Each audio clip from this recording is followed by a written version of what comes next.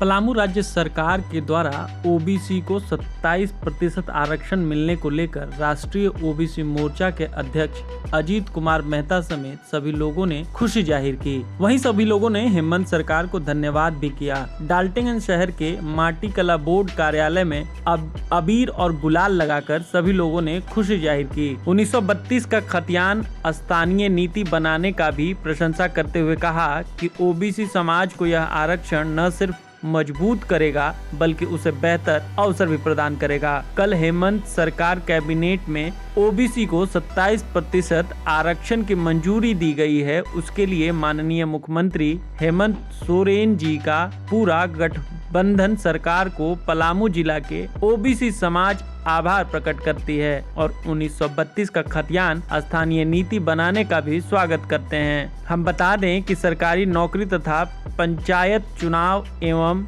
नगर निगम में ओबीसी को आरक्षण से दूर रखा गया था। उसके बाद राष्ट्रीय ओबीसी मोर्चा लगातार ओबीसी आरक्षण को लेकर गांव से लेकर शहर तक आंदोलन कर रही थी, जिसका शुरुआत पलामू से ओबीसी मोर्चा के बैनर तले अजीत मेहता के नेतृत्व में उग्र आंदोलन की शुरुआत की गई थी, जैसे कि मशाल जुलूस, धरना प्रदर्शन, विधानसभा में आवाज उठाने से लेकर विधायक को मजबूर करना तथा हाई कोर्ट का भी दरवाजा खटखटाया गया। इसके बाद ओबीसी की एकता को देखते हुए कैबिनेट ने 27% मंजूरी दे दी है।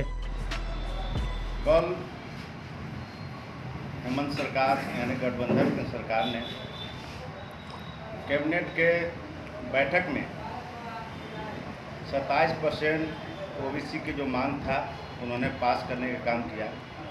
इसके उपलक्ष्य में हम लोग पलामू के जितना भी ओबीसी समाज है, हम लोग उनका आभार प्रकट करते हैं मुख्यमंत्री जी को और गठबंधन सरकार को। आज हम बता दें कि जिस तरह से नौकरी, पंचायत चुनाव, निगम के चुनाव सभी में हम लोग के आबादी अच्छा खासा रहते हुए हम लोग के आरक्षण से वंचित किया गया था। हम लोग किसी का आरक्षण का विरोध नहीं किए थे।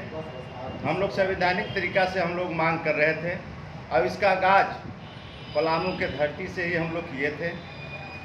जो विधायक के मजबूर किए थे विधानसभा में मामला उठाने का, हाई कोर्ट भी हम लोग गए थे और गांव से लेकर शहर से लेकर राजधानी तक हम लोग उग्र आंदोलन के भी रेख रूपा तैयार किए थे और किए भी थे।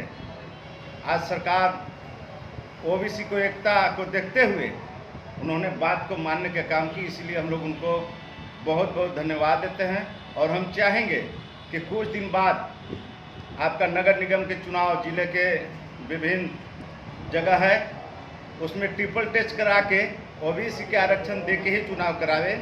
और खासकर नगर निगम मेदिनीनगर में जो 62% से भी ज़्यादा ओबीसी की आबादी है, हम लोग मांग करते हैं हेमंत सरकार से कि यहाँ का जो महापौर का जो सीट है ओबीसी के लिए आरक्षित हो, उसके बाद ही चुनाव कराया जाए। और इनके लिए हम लोग आभारी रहेंगे। जो लड़ाई ओबीसी के लिए यहाँ पर हमारे रविपाल जी हैं, संरक्षक प्रगट ठाकुर जी हैं, जलाल अंसारी जी हैं, तमाम मित्र हैं, कंधा के कंधा मिला के उन्होंने साथ दिया। सभी को आभार प्रकट करते हैं और अपना प्रदेश अध्यक्ष राजेश गुप्ता जी को भी मैं धन्यवाद देता हूं, क्योंकि उनका दिशा निर्देश पर हम लोग आंदोलन का रूपरेखा तैयार किए थे और राष्ट्रीय ओबीसी मोर्चा के बैनर तरह हम लोग कार्यक्रम कर रहे हैं और किए भी थे। और जो मुख्यमंत्री काल कैबिनेट में पास किए उसके लिए बहुत बहुत उनको बधाई देते हैं। धन्यवाद।